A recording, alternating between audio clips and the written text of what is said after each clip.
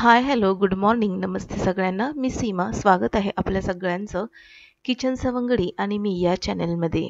आता वाजत आलेले आहेत सकाळचे 6:30 आणि मुलाचा टिफिन वगैरे बनवून दिला. सकाळची भाजी, चपाती माझी सगळी झाली.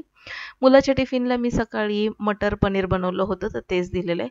थोडंसं मटर पनीर राहिलं होतं, ते वाटीमध्ये काढून ठेवलेलं आहे आणि राहिलेली सगळी भांडी किचनमध्ये ठेवून किचन सगळं स्वच्छ करायला घेतलेलं आहे. तर आता सकाळी मला गरम पाणी प्यायला लागतं, म्हणजे आम्हाला घरात सगळ्यांनाच. तर त्यामुळे मी ना गरम पाणी करत ठेवलेलं होतं गॅसवरती आणि तुम्ही पाहिलं असेल गॅसवरती ज्या भांड्यामध्ये पाणी ठेवलं होतं, तर त्या पाण्यामध्ये मी भरपूर अशी तुळशीची पानं घातलेली आहेत. कारण की आता आपण ऐकतो बऱ्यापैकी की शरीर डिटॉक्स होणं खूप गरजेचं आहे.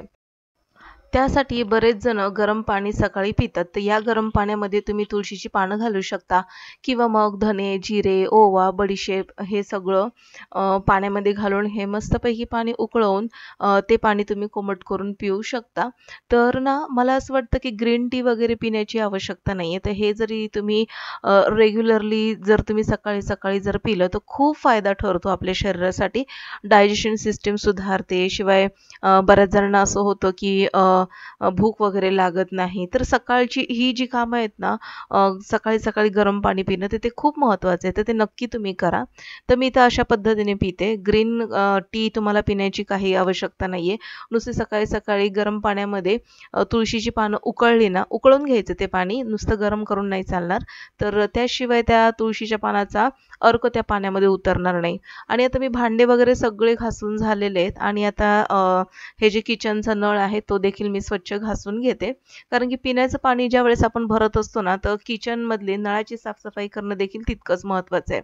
तर इथे माझ्याकडे 2 नळ आहेत. तर हा जो मी आता घासतीये तो नळ जो आहे ना, तर ते पाणी डायरेक्ट म्हणजे टेरेसवरून पिण्याचं पाणी यामध्ये येतं आणि हे पाणी ना मी रुमालाने गाळूनच घेत असते आणि फिल्टर जो लावलेला आहे तर हे पाणी फिल्टरमध्ये जातं. पण मग स्वयंपाकाला वगैरे जे आपण काढून ठेवतो माठामध्ये किंवा मग हंडा कळशीमध्ये, तर ते पाणी मी रुमाल लावून व्यवस्थित गाळून घेते. तर आता हे नळ वगैरे व्यवस्थित स्वच्छ करते. आणि हा जो बाजूचा दुसरा जो नळ आहे ना, तर तो नळ पाणी गेल्यानंतर जे घरामध्ये आपल्या ज्या टाक्या असतात सिंटेक्सच्या तर त्या टाक्यांचं जे पाणी आहे, तर या दुसऱ्या नळातून येतं. तर आता सध्या ना वाजत आलेले आहेत 6:40 झालेली आहेत आणि आता माझी भाजी, चपाती, किचन वगैरे सगळं आवरलेलं आहे. पिण्याचं पाणी देखील भरून झालेलं आहे. तर पहाटे उठल्यामुळे इतकी सारी कामं पटकन होतात.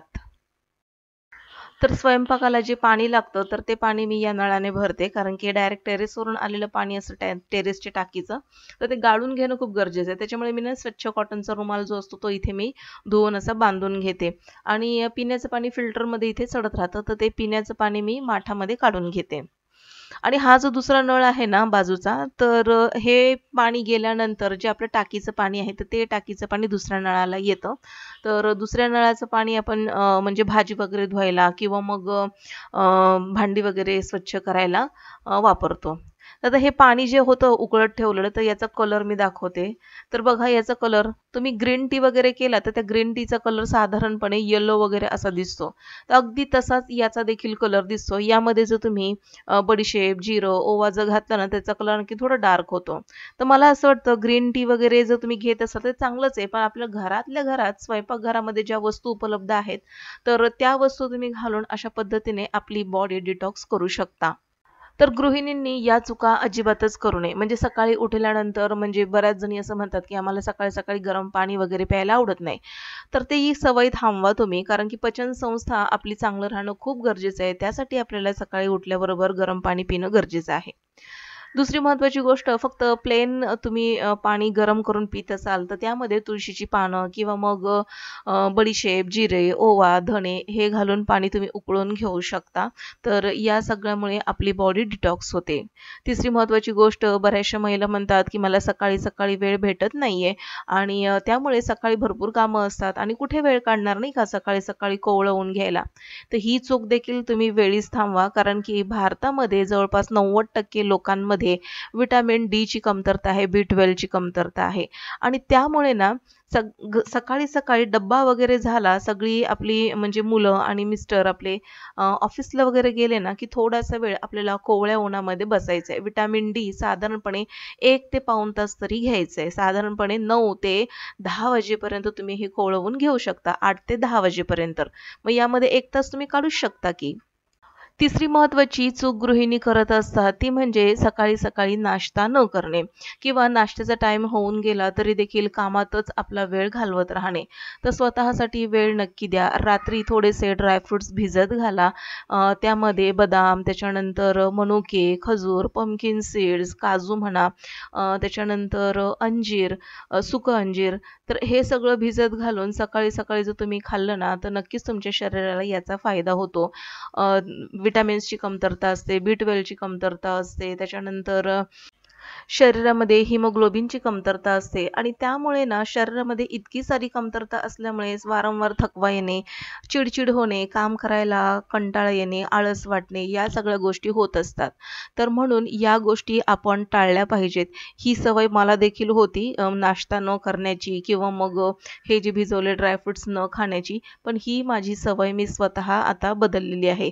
कारण की बदलणं मला भाग पडलं. कारण की कसं आहे ना, वयाच्या 40व्या वर्षानंतर आपल्या आरोग्याच्या काही तक्रारी होत असतात. जसं की हिमोग्लोबिन वगैरे कमी झालं, शरीरातील आयरन वगैरे कमी झालं की केस गळती वगैरे होत असते. तर आता हे जे माझे केस वगैरे दिसतायत हे आता बऱ्यापैकी आलेले आहेत मला केस.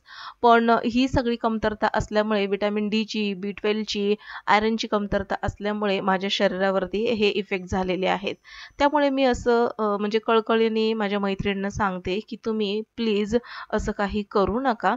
सकाळचा नाश्ता स्किप करू नका. सकाळी भिजवलेले ड्रायफ्रुट्स त्याच्यानंतर जे फळं असतील तर ते तुम्ही सकाळी सकाळी खाऊ शकता. चहा, कॉफी जितकं जास्त तुम्हाला कमी करता येईल तितकं जास्तीत जास्त कमी करण्याचा प्रयत्न करा.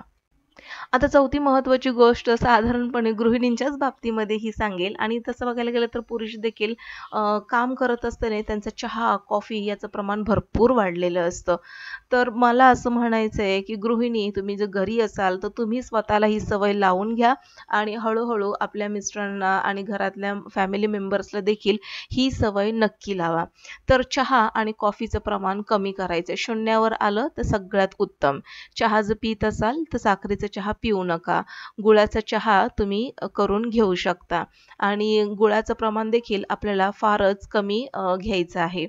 तर मला देखील चहाची वगैरे सवय होती. ती देखील आता मी बऱ्यापैकी म्हणजे मी सांगते ना साधारणपणे 50% वरती मी आलेली आहे. म्हणजे पूर्ण बंद नाही झाला माझा चहा, पण 50% वरती मी आलेली आहे. 5वी महत्त्वाची गोष्ट आहारामध्ये कडधान्याचा आणि भाज्यांचा वापर जास्तीत जास्त करा. तर इथे मी हिरवे चणे भिजत घातले होते, तर त्याचं मला ना सॅलड बनवायचं आहे, स्प्राउट सॅलड. तर ह्या सगळ्या अशा चुका असतात तर या गृहिणी करत असतात आणि सगळ्यात महत्त्वाची चूक म्हणजे कोणती आहे? बऱ्याचशा अशा घरामध्ये काही अशा गोष्टी असतात तर ज्या गृहिणी कोणाला सांगू शकत नाही. आतल्यात आतल्यात त्यांची घुसमट होत असते आणि कुठेतरी त्यांचं मन आतून नाराज होत असतं. तर मला हे प्रामुख्याने सांगायचं आहे, ज्या काही गोष्टी आपण घरामध्ये कोणाला सांगू शकत नाही, आई-वडिलांना सांगू शकत नाही, तर तिथे बेस्ट असा ऑप्शन म्हणजे मैत्रीण. तर आपली एक अशी जवळची मैत्रीण असते ना, तर त्या मैत्रिणीला तुम्ही तुमच्या मनातल्या गोष्टी सांगू शकता. तर मैत्री हे देवाने असं तयार केलेलं नातं आहे, की जिथे कुठल्याही अटी शर्ती नसतात.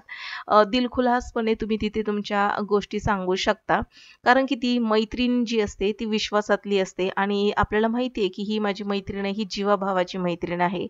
त्यामुळे बघा ना, कितीही तुम्ही नाराज असू द्या, तर अशा वेळेस जेव्हा तुम्ही मैत्रिणीला काही गोष्टी सांगता, तर बघा साधारणपणे 5 ते 10 मिनिटांमध्ये तुमचा चेहरा अगदी खुललेला असतो, मनावरचं ओझं कमी झालेलं असतं. त्यामुळे मैत्रिणी ह्या आपल्याला असायलाच हव्यात. स्वतःसाठी वेळ काढा, व्यायाम करा, मॉर्निंग वॉकला जा, कोवळ्या उन्हामध्ये फिरा आणि मैत्रिणींसोबत गप्पा गोष्टी आवर्जून करा. तर ह्या ज्या गोष्टी आहेत ना, तर ह्या गोष्टी आपण गृहिणींनी आवर्जून केल्या पाहिजेत. यामुळे काय होणार आहे? चांगल्या मैत्रिणीमुळे आपल्या आरोग्यावर चांगलाच परिणाम होणार आहे. आपलं मानसिक स्वास्थ्य चांगलं राहणार आहे आणि शिवाय जे मनावर सतत आपलं ओझं वगैरे असतं ना, की जे आपण कुठे शेअर करू शकत नाही, ते नक्कीच आपल्या मैत्रिणी एक औषध बनून ते आपलं ओझं कमी करण्याचं काम करत असतात.